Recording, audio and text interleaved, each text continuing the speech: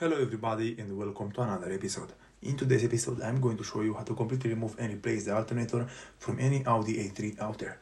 So today I'm working on this car which is made in the year 2014 and which has the engine 2.0 TDI.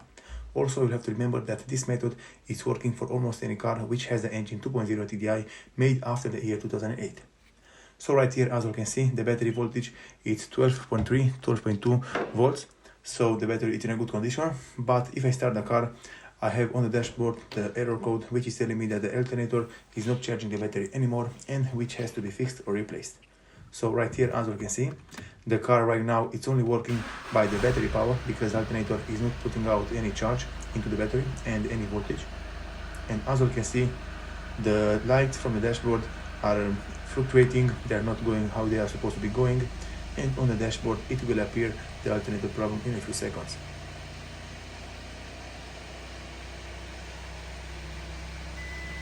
So right here, as you can see, it's telling me alternator fault, battery is not being charged. So normally any alternator which is in a good condition should charge any battery to over 13 volts, but as you can see on my multimeter, the battery is not being charged at all. The battery voltage is 12 volts and it will drop even lower if I keep the car started. So the problem is with the alternator. I already checked all the fuses, all the cables, they're in a good condition, so the problem can only be with the alternator, and from what the dashboard also is telling me, I have an alternator fault. So from here, the first thing which you have to do is to remove the alternator and replace it with a brand new one. In my case, this is what I'm going to do. Normally, the original alternator, it's made by VW and it's a Volkswagen original one, but it's very expensive.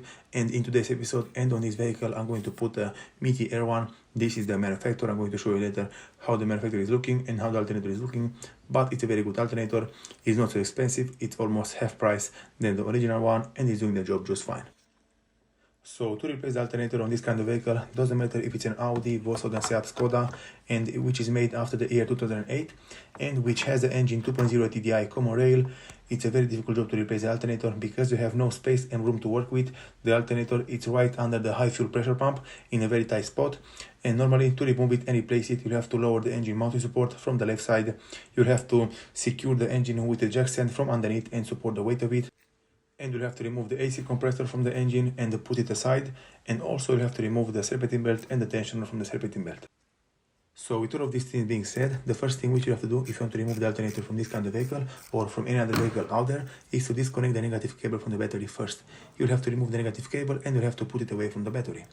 After that, in my case, I'm going to lift the car up and put it on a jack stand, and I'm going to remove the right wheel, for example, because we are working on the right side or on the left side, depending on where you are watching the car. In my case, it will be on the right side, on the passenger side, for example, on an European vehicle. And I'm going to remove the dust protection from the wheel completely out from the vehicle, and also I'm going to remove the undershield from the vehicle, because only after that you'll have enough space to work on the car and work on the alternator from underneath. Right here, as you can see, the dust protection from the wheel is removed. I removed all the screws which are securing it mounted in place.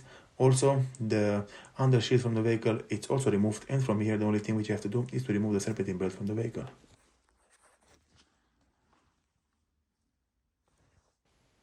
Right now, with the dust protection from the wheel removed from the car, I have enough space to work on the serpentine belt and remove it out from the engine. You'll have to use a 60mm socket to detension the tensioner and remove the serpentine belt from the vehicle. And after that, you have to use an M16 to remove the tensioner which is mounted over the engine. One very important thing which I recommend all to do before trying to remove and disconnect the serpentine belt from the vehicle is to take a marker and you have to make an arrow which is pointing to the right. Because the engine is turning always to the right, you have to make an arrow on the serpentine belt to the right, and you have to install it after you finish this kind of job exactly in the exact same way, pointing to the right. Because if you install it, for example, pointing to the left, because the engine will put a negative force on the serpentine belt, and usually the serpentine belt was going to the right, and now you put it to go on the left, for example, it can snap and it can break the serpentine belt and you'll have problems with it. So I recommend you all to take in mind how you remove it, and you have to install it in the exact same way after that. Very good, everybody. So with the serpentine belt removed from the vehicle, I can check the pulley from the alternator, and from what I can see, the pulley from the alternator is not blocked, is moving freely left and right. So our problem is not with the pulley, it's with the alternator itself. Also, the tensioner is in a very good condition because it's brand new and I replaced it the last time when I did the timing belt on this kind of vehicle. And to remove the tensioner, you have to remove 2 bolts using an M16. And after that we have two more bolts which are securing the alternator mounted to the car, and you'll still have to disconnect the power supply from behind the alternator, and also one connector which is still behind the alternator. And after that you have to remove also 3 bolts from the AC compressor, and you have to lower it just a little bit down to have access and to create more space to remove the alternator from the vehicle.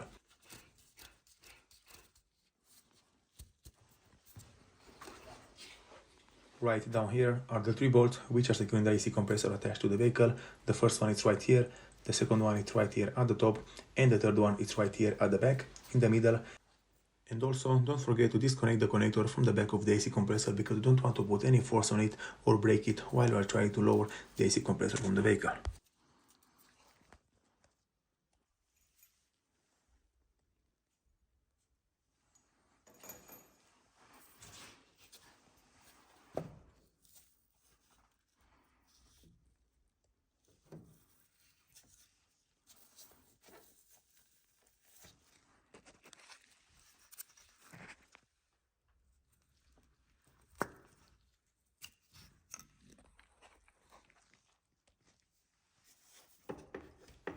Alright everybody, so the AC compressor is removed from the original position, and I was able to lower it a little bit to create me more space to remove the alternator after that.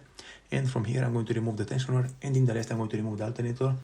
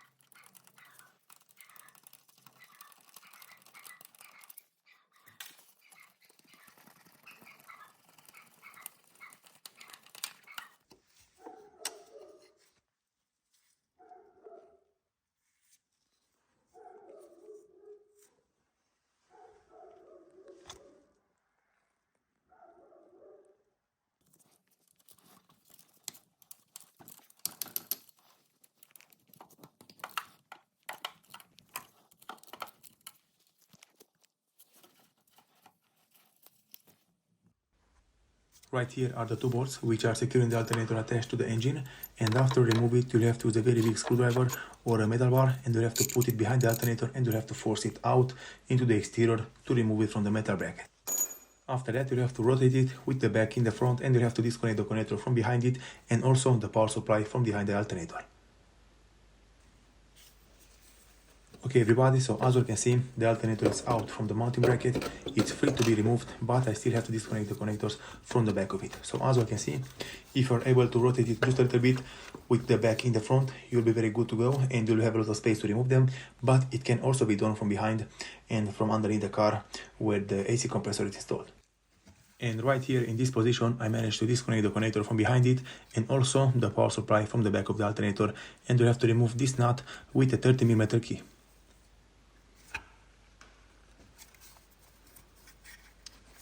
After that you can just take a flat screwdriver, and you have to put it underneath, and you have to pull the wire out from the alternator like I did right here.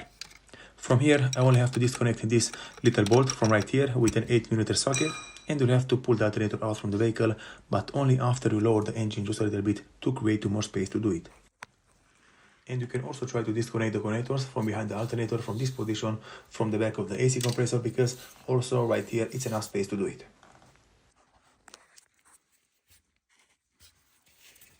In my case, all the necessary cables are disconnected from the alternator and from the other parts which I have to disconnect. The alternator is free to go, I only have to pull it out from the engine mounting support. And in my case, from right here, I will go at the top of the engine, I will remove the 2 bolts which are securing the engine attached to the engine mounting support, and I will take my jack stand and I'm going to put it right here underneath the engine, right under the oil pan. But I recommend you to use a piece of wood or something very soft if you're using a jack stand, because you don't want to break the oil pan. So after that you can just lower the engine and remove the alternator from the vehicle. So the 2 bolts which you have to disconnect are right here. There are some 90mm bolts which you have to disconnect and remove completely. The first one is right here, I hope you are able to see exactly, and the second one is right here in the front.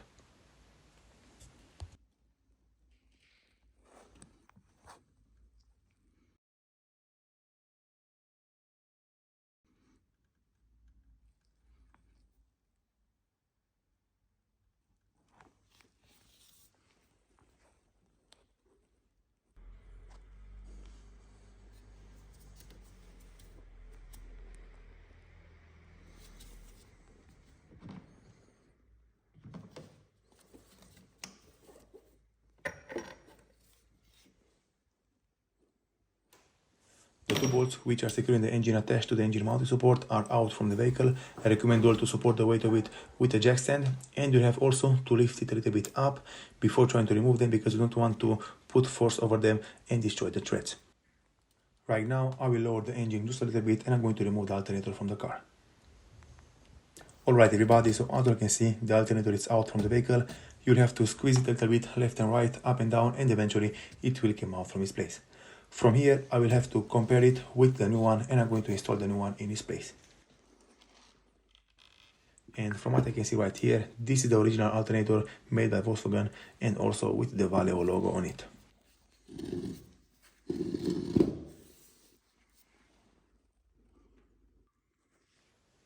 Alright everybody, so right here I have the original alternator which I removed from this car, and right here in the box I have the brand new one made by Meteor, which I bought for this kind of vehicle.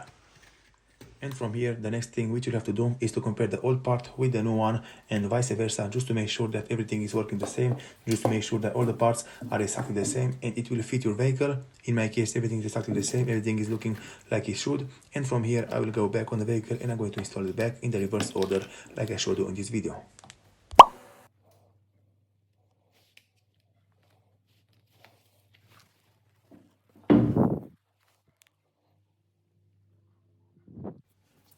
Alright everybody, so in my case everything is going very smoothly. The alternator is fitted back into the position. I'll have to attach the cables from behind it and I'll have to install it back on the car.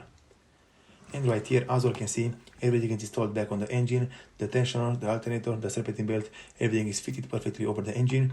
And from here the next thing which you have to do is to install the two bolts from the engine mounting support and support the engine with them. And after that I will start the vehicle, I will put back the negative cable on the battery, and I will check if the problem is fixed or not.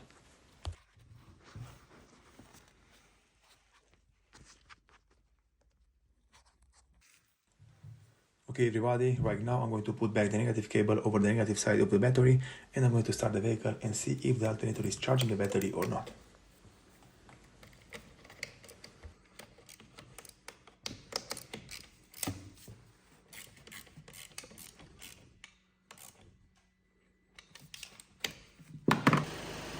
Alright everybody, the job is done. In my case the problem is fixed, the alternator is working how it's supposed to be working. As you can see right here, the voltage from the alternator is telling me that it's charging the battery with 14.7 volts and is fluctuating between 40.3 and 40.7, so this is a very good thing. And also the car started right away. I have no more errors into the dashboard, everything is clean, everything is working and charging how it's supposed to be working. And from here the job is done. Thank you for watching. This is how to replace the alternator from any Audi A3 with the engine 2.0 TDI, common rail. If you like the video and found it informative, please leave a like and a comment down below. See you next time.